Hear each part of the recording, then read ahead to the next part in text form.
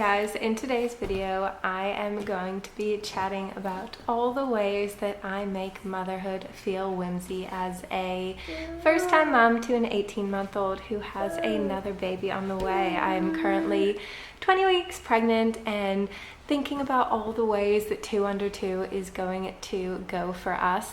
And I was reflecting on my postpartum experience and just being a parent to a toddler with my son, as I'm a stay-at-home mom, so I'm with him 24/7 pretty much.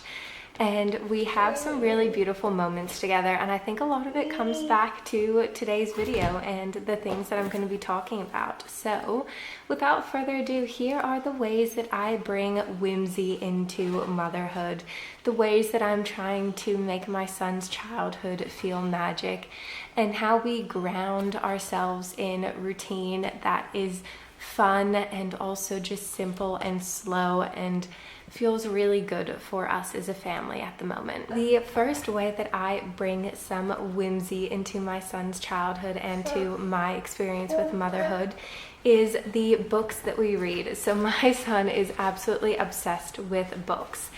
As you can tell with him going back and forth in the background of this video. But I have found that the current quality of children's books is not that great, and I was thinking about the books that I loved as a child and what elements they had, and I decided to bring a couple of those in to my son's library. An example would be some of the Winnie the Pooh books. We also have Beatrix Potter books. We have a lot of Australian classics as well, like Grug and the Gruffalo. And these books are just so rich in their pictures, their imagery, the story. It's really helped his attention span. I'm sorry, he's just building back there, so it's very serious. It's really helped his attention span having a lot more text on the pages now. He's definitely at an age where he's happy to sit there. He won't just try and flick through right away. So that is really enjoyable, and he loves pointing out the different characters. He loves pointing out if he can see a dog or a bird or a tree. So I just really love these kinds of books. And another thing is I am reading 5 books in 30 minutes often, multiple times throughout the day. Like, we are just reading non-stop. He's pulling books off, bringing them over to me. If I'm not making breakfast or cooking, like, I'm going to sit down and read with him. So I want the books that I am reading to be ones that I enjoy as well. Choose one, Bobby. Little nut brown hair, who was going to bed, held on tight to big nut brown hair's very long ears. He wanted to be sure that big nut brown hair was listening. "Guess how much I love you," he said. "Oh, I don't think I could guess that," said big nut brown hair. "This much," said little nut brown hair, stretching out his arms as wide as they could go. "Can you say moon?" "And rabbit." On Friday he ate through 5 oranges, but he was still hungry. And he was a beautiful butterfly. Butterfly.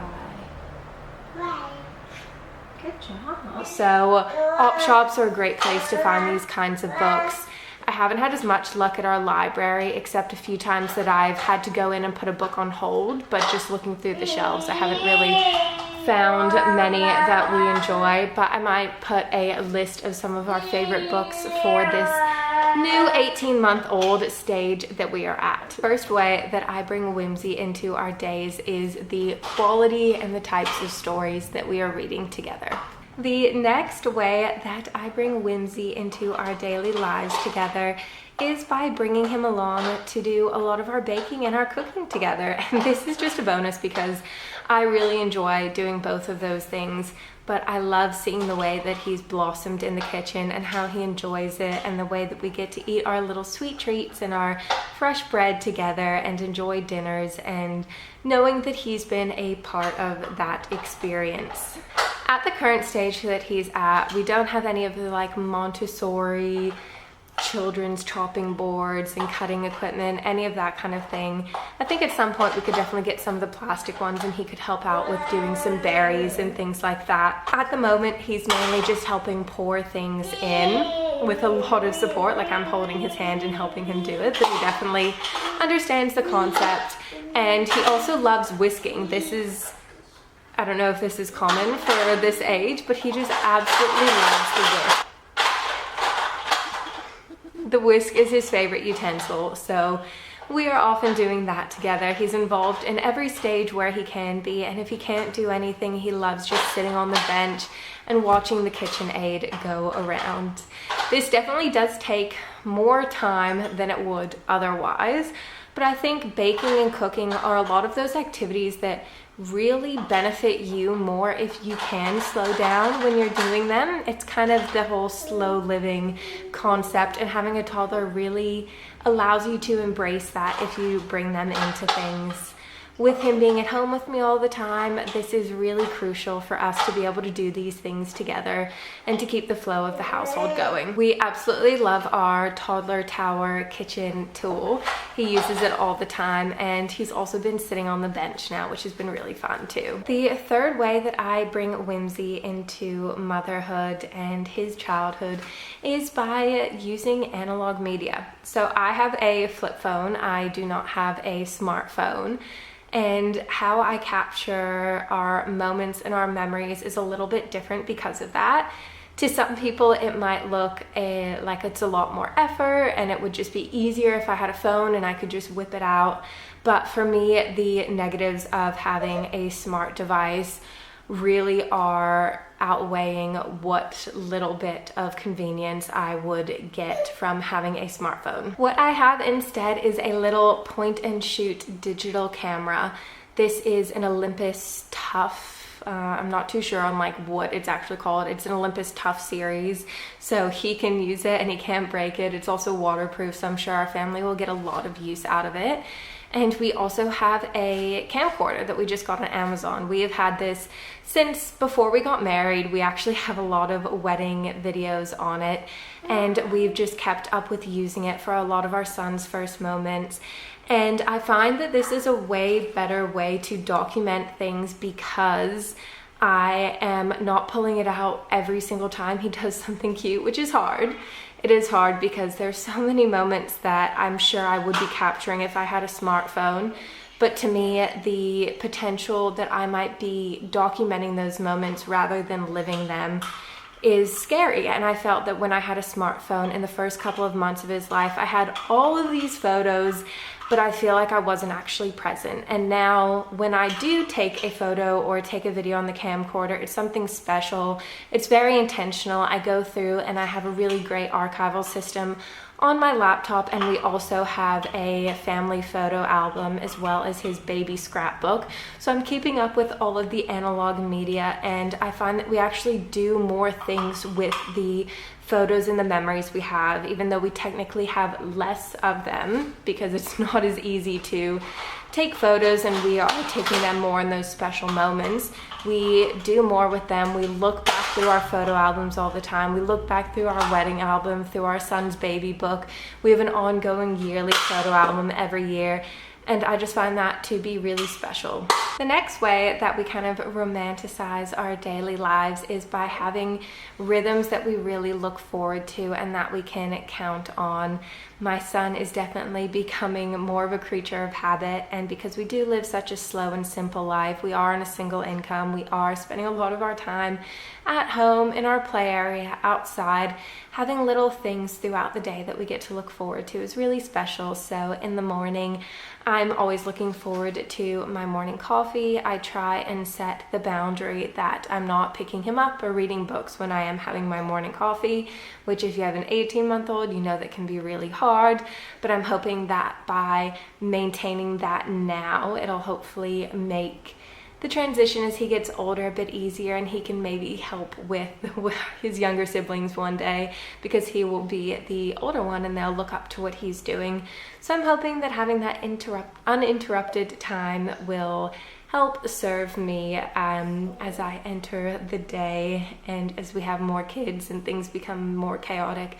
I love having my morning coffee outside, getting morning sunlight together. We also always have an afternoon smoothie. We have the Subo bottle, which if you are an Australian parent, I'm sure you have heard of, seen of, probably have like 4 or 5 because they're just insanely hard to clean. We only have one, and every time that I've put it in the fridge thinking he was gonna finish the rest later and then I've had to come back and clean it, it's just a lot. It's just a lot, but we do love the Subo bottle. We have a smoothie every afternoon after his nap, and we go outside and play while he has that, and we often read books as well as soon as he wakes up from his nap, and that kind of just helps him transition into the rest of his day ever since he's been on one nap. I think someone might be behind me. One more thing that I will touch on before I finish up this video, because little man is getting a bit bored of the independent play. The last thing that I find really whimsy and magical is going to the parks with him, which obviously seems like a no-brainer, but we love to go first thing in the morning. And during this time of year, it is actually beautiful to get to the park first thing in the morning. Do bring a towel / rag or something that you can use to wipe down the slide, because we have gone through many of pairs of pants like that. But we just find it so beautiful to get to the park. There's usually no one else there. There's the morning dew all over the play equipment. The birds are out. My son isn't really at the age where he really cares about the play equipment, so it's hearing all of the birds waking up. A lot of the parks near us that have fields, we can often see kangaroos, which I think I might have a video of.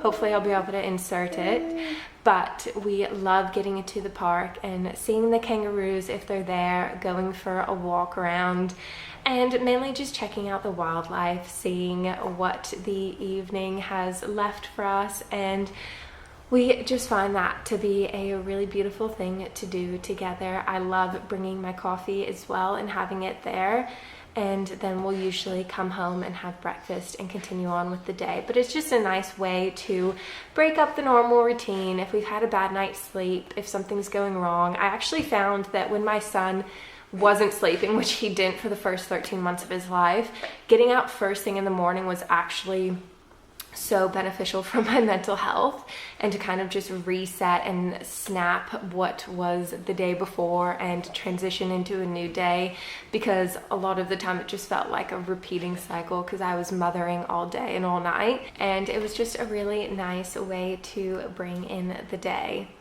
Especially now that it is getting a bit colder, we love to rug up and go for a walk or still do something first thing in the morning where we can. Another little bonus is I have a playlist on my Spotify called A Whimsy Childhood, and it has a lot of instrumental music, a lot of the Harry Potter soundtrack, just random medieval instrumentals, and I find it to be really fun. I can't wait until he's at like cubby house age and he's doing imaginative play, because I feel like it'll be really fun to listen to that playlist while he's doing some of that more creative type of playing. But I find that the music you play in your house can really impact the mood, and me as the mother, I am in control of the mood of our household, and I think having good playlists is a really nice tool to be able to just switch out of a bad mood or just change the atmosphere a little bit. A lot of the time we aren't listening to music because I want to try and talk to him, read books, and not have any kind of background noise interrupting that. But because we're home all the time, there are lots of points in the day where we are listening to music, and I think it's great to have a couple of different playlists to call on. So I might link my Spotify playlist. I don't know how to actually do that, but I will try. But even if you just search like a Whimsy Childhood or Whimsy playlist, like there are a million of that kind of thing on Spotify or YouTube or wherever you listen to your music. So that is a fun little bonus and a super easy one as well. But if you have made it this far in the video, thank you so much for watching. I'm trying to get more consistent with uploading, hoping to have this one up this weekend. And I would love it if you would subscribe, like, comment, maybe share some of the ways that you try to romanticize motherhood or parenthood in the comments as well. So thank you for watching, and I hope you have a good day.